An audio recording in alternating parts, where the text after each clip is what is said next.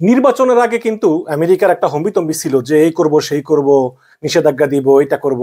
তো এতে আওয়ামী লীগের লোকেরা, বিশেষ করে যারা রাষ্ট্রযন্ত্রের সঙ্গে জড়িত, যেমন আওয়ামী লীগ পন্থী ব্যবসায়ী, আওয়ামী লীগ পন্থী আমলা, রাজনীতিবিদ, এরা তো আছেই। তো এরা সবাই চিন্তা করলো যে না, আমেরিকা সম্পত্তি করা একটা রিস্ক হয়ে যায়। এবং তারা করলো কি, তারপর তারা আমেরিকার সব সম্পত্তি বিক্রি করা শুরু করলো, যে আমেরিকা যদি আবার এই সম্পত্তি ক্রপ ট্রপ করে। তারপরে সুইস ব্যাংকে টাকা পয়সা যা আছে, কারণ সুইস ব্যাংকও তো সুইজারল্যান্ডের ইউরোপের ভিতরে, ইউরোপীয় ইউনিয়নের ভিতরে, এই সবগুলো বিক্রি টিক্রি করে তারা দুবাইতে ইনভেস্ট করা শুরু করলো।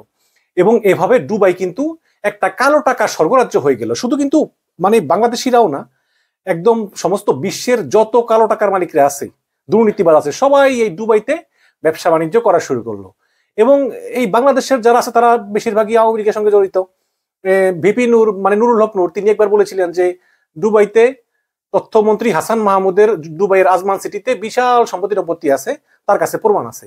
যদিও পরে তিনি আর কাউকে প্রমাণ দেননি, তিনি পিছুটান দিয়েছেন। এখন এই পিছুটান তিনি ভয় দিয়েছেন নাকি আসলে তার কাছে প্রমাণ নাই তা জানি না, তবে তিনি বলেছিলেন যে তথ্যমন্ত্রী হাসান মাহমুদের, তখন তথ্যমন্ত্রী ছিল, এখন পররাষ্ট্রমন্ত্রী, তখন তথ্যমন্ত্রী হাসান মাহমুদের অনেক সম্পত্তি সম্পত্তি আছে, পরে তিনি আর এই প্রমাণ দেননি। কিন্তু এই যদিও নাম বলেনি, কিন্তু একটা সংবাদ বেরিয়েছে, সেটাতে বলা হয়েছে যে দুবাইতে বাংলাদেশিদের সম্পত্তির পাহাড়। আমি একটু আপনাদেরকে পড়ে শুনাই। ঢাকা পোস্টের একটা খবর, সেটা হচ্ছে যে দুবাইয়ে গোপন সম্পদের পাহাড়, তালিকায় 394 জন বাংলাদেশি, একজন না দুইজন না, 394 জন, মানে অলমোস্ট 400। এখানে বলেছে যে মধ্যপ্রাচ্যের দেশ সংযুক্ত আরব আমিরাতের ঝলমলে আকাশচুম্বী সব ভবন আর বিলাসবহুল জীবনযাত্রা শহর দুবাই, এক সময়ের দুদু মরুভূমি থেকে চকচকে শহরে রূপ নেওয়া দুবাইয়ের বিশ্বের বিভিন্ন দেশের হাজার হাজার মানুষের বিপুল পরিমাণ গোপন সম্পদের পাহাড় গড়ে উঠেছে। অর্থের উৎস সম্পর্কিত কোনো প্রশ্নের মুখোমুখি হওয়া ছাড়াই ব্যাংকের মাধ্যমে বা ব্যক্তিগত বিমানে ভরে অর্থ নেওয়ার সুযোগ রয়েছে এই আরব আমিরাতে। মানে আরব আমিরাতে টাকা কই থেকে আইছেন, কই থেকে পাইছেন, টাকা কালো না সাদা, কিভাবে কিভাবে ইনকাম করছেন, এগুলো কোনো কিছু তারা জিজ্ঞেস করে না। আর এই সুযোগে বিভিন্ন দেশের ব্যবসায়ী, রাজনৈতিক ব্যক্তি থেকে শুরু করে বৈশ্বিক নিষেধাজ্ঞার কবলে থাকা, মানে যাদের বিরুদ্ধে নিষেধাজ্ঞা আছে, থাকা ব্যক্তি, অর্থ পাচারকারী অপরাধীরা দুবাইতে গড়েছেন সম্পদের পাহাড়। দুবাই আনলকড নামে বৈশ্বিক অনুসন্ধানী সাংবাদিকতার এক প্রকল্পে দুবাইয়ে গড়ে ওঠা বিশ্বের বিভিন্ন দেশের হাজার হাজার মানুষের এই সম্পদের গোপন তথ্য ফাঁস হয়েছে। অনুসন্ধানী এই প্রকল্পে 58টি দেশের 74টি গণমাধ্যমের প্রতিনিধিরা দীর্ঘ 6 মাস অনুসন্ধান করে তথ্য বের করেছেন। অনুসন্ধানী সাংবাদিকদের বৈশ্বিক network organization crime and corruption reporting project OCCRP ও নরওয়ের সংবাদ মাধ্যম E24 নেতৃত্বে এই অনুসন্ধান কার্যক্রম পরিচালিত হয়েছে। মঙ্গলবার দুবাই আনলক শিরোনামে প্রতিবেদনটি নিজেদের ওয়েবসাইটে প্রকাশ করেছে ও সিসিআরপি। বিভিন্ন দেশের সন্দেহভাজন অপরাধী, নিষেধাজ্ঞাপ্রাপ্ত দুর্নীতির সঙ্গে জড়িত ব্যক্তিরা দুবাইয়ে কিভাবে নিরাপদে সম্পদ কিনেছেন সেই চিত্র উঠে এসেছে এই প্রতিবেদনে। আমেরিকা ভিত্তিক অলাভজনক সংস্থা centre for advance defence studies প্রথম এই ফাঁসকৃত তথ্য পায়। দুবাইয়ের সরকারি ভূমি দপ্তর সহ অন্যান্য রিয়েল এস্টেট কোম্পানির ফাঁস হওয়া তথ্যপত্রের উপর ভিত্তি করে এই অনুসন্ধান চালানো হয়। ও সিসিআরপি বলেছে যে 2020 থেকে 22 সাল নাগাদ দুবাইয়ে বিদেশি মালিকানায় থাকা সম্পদের পরিমাণ $160 বিলিয়ন বেশি। প্রতিবেদনে বলা হয়েছে যে দুবাইয়ে বিদেশিদের সম্পদের মালিকানার তালিকায় শীর্ষে আছেন ভারতীয়রা। 29,700 ভারতীয় নাগরিকের 35,000 সম্পত্তি রয়েছে দুবাইয়ে। দুবাইয়ে ভারতীয়দের সম্পত্তির মূল্য 17 বিলিয়ন মার্কিন ডলারেরও বেশি বলে ধারণা করা হয়।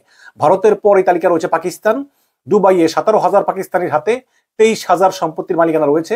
আমিরাতের এই শহরে গোপন সম্পদের তথ্য ফাঁস হয়ে যাওয়ার পর ভারত পাকিস্তানে ব্যাপক তোলপাড় শুরু হয়েছে এবং ভারতের শীর্ষ ধনী মুকেশ আম্বানি থেকে শুরু করে বলিউড বাদশা শাহরুখ খানেরও গোপন সম্পদের খোঁজ মিলেছে দুবাইয়ে। আর পাকিস্তানের ক্ষমতাসীন প্রেসিডেন্ট আসিফ আলী জারদারি, সাবেক প্রধানমন্ত্রী নওয়াজ শরীফের ছেলে হোসেন নওয়াজ শরীফ, সাবেক স্বৈরশাসক প্রয়াত পারভেজ মুশারফ সহ দেশটির বর্তমান সরকারের বেশ কয়েকজন মন্ত্রীর নাম তালিকায় রয়েছে। এবং দুবাইয়ে গোপন সম্পদের বিষয়ে ফাঁস হওয়া তথ্যে কয়েকশো বাংলাদেশিরও পরিসংখ্যান পাওয়া গেছে। ও সিসিআরপি তথ্য বলেছে যে আকাশচুম্বী অট্টালিকার এই গোপন শহরে সম্পদ গোপনে গড়েছেন অন্তত 394 জন বাংলাদেশি। শহরটিতে এই বাংলাদেশিদের মালিকানা রয়েছে 641টি সম্পত্তি। বাংলাদেশিদের মালিকানা থাকা এইসব সম্পত্তির মূল্য 22,53 লাখ ডলারেরও বেশি। তবে বাংলাদেশিদের সম্পদ ও মালিকানা তথ্য জানানো হলেও তারা কে কে বা তারা কারা, তাদের বিষয়ে বিস্তারিত কোনো তথ্য প্রকাশ করেনি ও সিসিআরপি। তো এই হচ্ছে গিয়ে ঘটনা দর্শক। তো এটা তো বলাই বাহুল্য যে দীর্ঘ 15 বছর ধরে ক্ষমতায় আছে আওয়ামী লীগ। সুতরাং আওয়ামী লীগ সম্পর্কিত আমলারা, বিচারকরা, পুলিশরা, এরা তো আছেই, রাজনীতিবিদরা আছে। তারপরে ব্যবসায়ীরা আছে, এবং ব্যবসায়ীরা বিশেষ করে ব্যবসায়ীরা করে কি আপনার ব্যবসায়ীরা এই যেই বিশেষ করে গার্মেন্টস ব্যবসায়ীরা, এই গার্মেন্টস ব্যবসায়ীরা যেই পরিমাণ পণ্য তারা রপ্তানি করে ওই পুরো টাকা তারা বাংলাদেশে আনে না, তার অর্ধেকেরও বেশি টাকা তারা এই আমেরিকা, ইউরোপ, তারপরে দুবাই সব জায়গায় জায়গায় নিয়ে তার সম্পত্তি করে। এবং ব্যবসায়ীরা কিন্তু বেশি এই কাজগুলো করে। বাংলাদেশের প্রায় বড় ব্যবসায়ী কথা বাদ দিই, মাঝারি আকার যে ব্যবসায়ী আছে তাদেরও কিন্তু দুবাইতে সম্পত্তি আছে, প্রচুর সম্পত্তি আছে দুবাইতে আছে।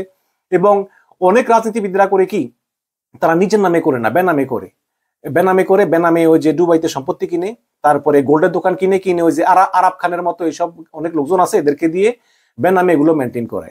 বড় বড় পুলিশ কর্মকর্তাও আছে, তারা এইসব কাজের সঙ্গে জড়িত। এমনকি আমি যে জানি যে ওই বেগম খালেদা জিয়াকে যখন বাসা থেকে উচ্ছেদ করার নেতৃত্ব দিয়েছিলেন যে সেনাবাহিনীর লোকগুলা, তারা ওই বেগম জিয়া বাসায় মদ রেখেছিলেন, বলেছেন বেগম জিয়া মদ খায়। তো একজন আছে মুকসুরুল, তো এই মুকসুরুলের দুবাইতে কয়েকটা গোল্ডের দোকান আছে, মানে অনেক সম্পত্তির মধ্যে কামাইছে, কামানোর পরে শেখ হাসিনারে খুশি রাখছে, কামানোর পরে সেনাবাহিনী থেকে রিটায়ার করছে, রিটায়ার করার পরে দুবাইতে গিয়ে এসব সম্পত্তি করছে। তো এগুলো আর কি নাম প্রকাশ করে নাই 394 জন, তো নামও একদিন প্রকাশ হয়ে যাবে। এখন কেন এই নামটা প্রকাশ করলো না, ভারত পাকিস্তানের অনেকের নাম প্রকাশ করলো, বাংলাদেশটা প্রকাশ করলো না কেন জানি না। তবে যেহেতু 394 জনের নাম পেয়েছে, প্রকাশ করেনি, কিন্তু আজও কালো আশা করি আমরা প্রকাশিত হবে। এবং এই আওয়ামী লীগ যে কত বড় ভয়ঙ্কর, কত বড় দুর্নীতিবাজ, এবং দেশটাকে কিভাবে ধ্বংস করে, দেশের টাকা পাচার করে, বিলিয়ন বিলিয়ন টাকা পাচার করে, আজকে বাংলাদেশের রিজার্ভ নাই, মাত্র $13 বিলিয়ন রিজার্ভ আছে, তাও নাকি শুনি আবার ওই ব্যাংক থেকে রিজার্ভও নাকি পাচার হয়ে গেছে, একটা ভারতীয় সংবাদ মাধ্যমে বলেছে, সত্য মিথ্যা জানি না, হলে হতে পারে। দেশটাকে যে কিভাবে ধ্বংস করেছে আওয়ামী লীগ তার প্রমাণ একসময় বের হয়ে আসবে, এবং কারা কারা জড়িত এই 394 জনের নাম কিন্তু সবিস্তারে আমরা জানতে পারবো বলে আশা রাখি।